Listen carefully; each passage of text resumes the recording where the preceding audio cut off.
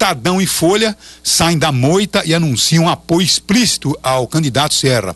Essa posição só aconteceu depois que Lula disse que a grande mídia no Brasil está nas mãos de 5 ou 6 famílias que têm seus interesses ligados às minorias. Aliás, nosso programa descobriu isso faz muito tempo, né? Antes do Lula, inclusive, ser presidente do Brasil. Nós já dizíamos aqui que a imprensa estava nas mãos de algumas famílias, como por exemplo Mesquita, Estadão, tá certo? Frias, Folha de São Paulo, Marinho, Rede Globo, e assim vai, né? E assim vai.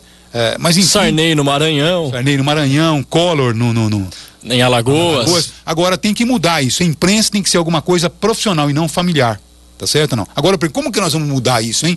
Tem que fazer o que se faz hoje em alguns países, né? Da Europa, tem que ser empresas interessadas num país melhor e não em alguns segmentos melhor. Defender apenas os interesses de alguns segmentos, como vem acontecendo hoje, inclusive com a imprensa brasileira. Tá brava, rapaz.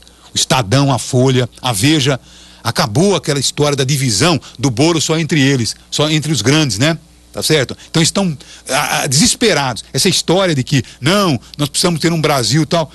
Se a população brasileira está aprovando o governo Lula, o próximo governo, seja o Serra, seja a Dilma, seja a Marina, tem que seguir no mesmo ritmo. Porque a população certamente vai reagir negativamente se mudar qualquer tipo de conduta dos governantes. Então nós estamos melhorando os nossos indicadores. Exatamente, mas a grande mágoa da imprensa é realmente a divisão do bolo publicitário do governo, que antes se concentrava nesses grandes institutos de comunicação do país, desses órgãos de comunicação, hoje se divide em todas as revistas, em todos os jornais. Você pega publicidade federal da revista Caros Amigos, que é mais à esquerda, até a revista Caras, que é uma revista fútil. Todas elas têm uma distribuição aí da verba federal, o que não acontecia anteriormente. Essa é a grande mágoa. Inclusive, viu, a classe A brasileira é superficialmente informada. Inclusive, formadores de opiniões acabam sendo formados ou tendo opinião formada pelo Estadão, pela Folha, pela Veja. E, na verdade, hoje as pessoas têm uma posição equivocada quando diz: mas a corrupção nunca esteve tão grande. Não, mentira, tá certo? Nunca se combateu tanto a corrupção, porque antigamente todos esses casos aconteciam de uma forma muito mais intensa e velada.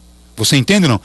A corrupção era servida em talheres de prata. E sempre a imprensa como conivente, né? Agora, se hoje tem muita corrupção, porque a polícia está trabalhando, estão identificando, estão deixando vir à tona os casos. Mas, Nancy, o que eles não perceberam ainda é que não é a imprensa que descobre, são pessoas que acabam tendo prejuízo e que procuram a imprensa para revelar a situação. Nunca nenhuma foi um furo da própria imprensa. Né? Então são pessoas que, como o caso da ANAC lá, o sujeito só foi reclamar quando não saiu o dinheiro que ele estava esperando. Tá certo? Quer dizer, antigamente em Brasília existiam influências que certamente davam certo e morria ali. Então as pessoas não denunciam. Agora parece que tem todo um controle que, inclusive aqueles como os filhos da Helenice aí, tá certo? Não? Achavam que tinham poder. Só que tem uma estrutura hoje montada que chegou em um determinado momento barra. Aí então as pessoas que supostamente seriam beneficiadas, então vão gritar e procuram a imprensa. E a imprensa parece como se fosse, olha, ela denunciou isso aqui. Descobriu não. Foi denunciado por pessoas que foram prejudicadas, tá certo? Não, em seus negócios.